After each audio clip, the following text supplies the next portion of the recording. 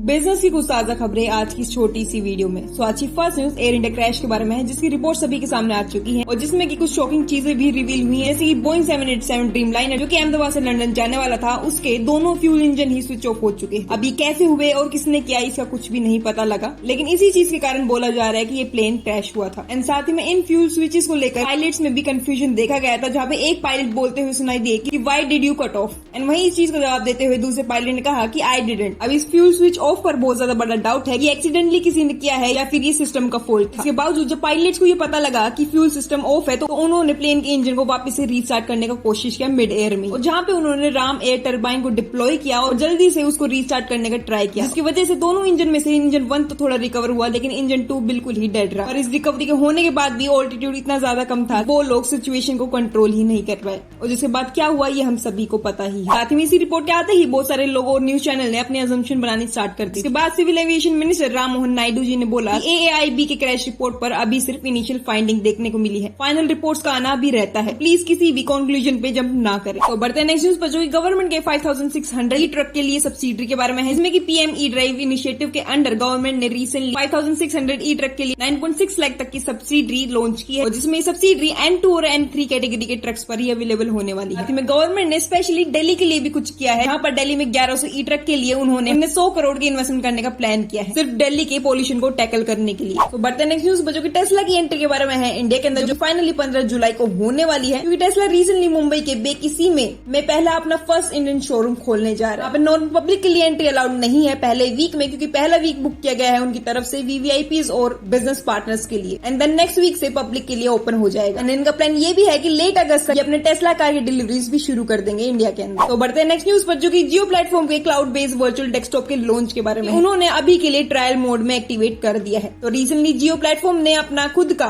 Cloud based virtual desktop जियो PC को launch कर दिया है, जो कि टीवी को फुली फंक्शनल कंप्यूटर बना देता है। और इसमें एक और बात नोट करने वाली है कि जियो PC अभी के लिए फ्री है उनके जियो ब्रॉडबैंड यूजर्स के लिए, और बाकी अगर किसी नॉन यूजर को खरीदना है तो वो 5499 रूपये देकर उसको परचेज कर सकते हैं। तो बढ़ते नेक्स्ट न्यूज पर, जो कि दिल्ली गवर्नमेंट की लीकर सेल के बारे में है Q1 FY26 में, जिसमें कि अप्रैल से लेकर जून क्वार्टर में दिल्ली गवर्नमेंट ने 2600 करोड़ कमाए हैं 16.96 करोड़ लीकर के बोतल बेचकर। तो बढ़ते नेक्स्ट न्यूज पर, जो कि नवी मुंबई के एयरपोर्ट के अपडेट के बारे में है, जिसमें कि नवी मुंबई का जो एयरपोर्ट है वो 94% कंप्लीट हो चुका है, जो कि लॉन्च हो सकता है 30 सितंबर को, जिसमें कि 16,700 करोड़ का नवी मुंबई एयरपोर्ट में अभी रोजाना 13,000 से 14,000 लेबर साइट पर काम कर रही है इस टारगेट को कंप्लीट करने के लिए। साथ ही महाराष्ट्र के CM जी ने ये भी बोला है कि वो इस एयरपोर्ट के बैगेज सिस्टम में 360 बारकोड रीडिंग लेकर आना चाहते हैं, जिसकी वजह से ये एयरपोर्ट दुनिया का सबसे फास्टेस्ट बैगेज क्लेम सिस्टम होने वालों में से एक एयरपोर्ट होगा। इसके अलावा इनका टारगेट ये भी है कि इस एयरपोर्ट को 100% ग्रीन एनर्जी से चलाया जाए। तो बढ़ते नेक्स्ट न्यूज पर, जो कि ब्लिंकिट के बारे में है और जिसने अपने बिजनेस मॉडल को शिफ्ट कर लिया है। तो न्यूज ये निकल कर आ रही है कि 1 सितंबर से ब्लिंकिट डायरेक्टली कस्टमर्स को अपना सामान बेचेगा और इन्वेंटरी भी खुद से होल्ड करेगा, लेकिन अब सेलर से माल खरीद कर ब्लिंकिट अपने नाम पर बेचेगा, कि सारे पैकेट्स पर ब्लिंकिट ही ब्लिंकिट। तो बढ़ते नेक्स्ट न्यूज पर, जो कि ब्लिंकिट के कॉम्पिटिटर Amazon नाउ के बारे में है, जो कि रिसेंटली लॉन्च हो चुका है दिल्ली में। तो फाइनली Amazon अपने क्विक कॉमर्स सर्विस नाउ को बेंगलोर के बाद अब दिल्ली में लॉन्च करने के लिए तैयार है, जिसमें कि वही आपको अगेन 30 मिनट में डिलीवरी मिलने वाली है। और अगर आप क्विक कॉमर्स की बात कर ही रहे हैं तो एक स्टार्टअप के बारे में बात कर लेते हैं, जो कि क्विक कॉमर्स का ही है, लेकिन अभी के लिए वो बंद होने जा रहा है। तो recently quick fashion delivery startup blip ने अपने 1 साल बाद ऑपरेशंस को बंद कर दिया है, और उनके CEO आशीष अग्रवाल जी ने इसका अनाउंसमेंट लिंक्डइन पर किया, जहाँ पर उन्होंने बताया कि ये स्पेस बहुत प्रॉमिसिंग था, लेकिन लिमिटेड कैपिटल के साथ चलाना मुश्किल हो रहा था उनके लिए, जिसकी वजह से उन्होंने सिंपली इस बिजनेस को बंद कर दिया। इसी के साथ आज के बिजनेस न्यूज सिर्फ यहीं तक। आप लोगों को बहुत बहुत धन्यवाद इस वीडियो को आखिरी तक देखने के लिए।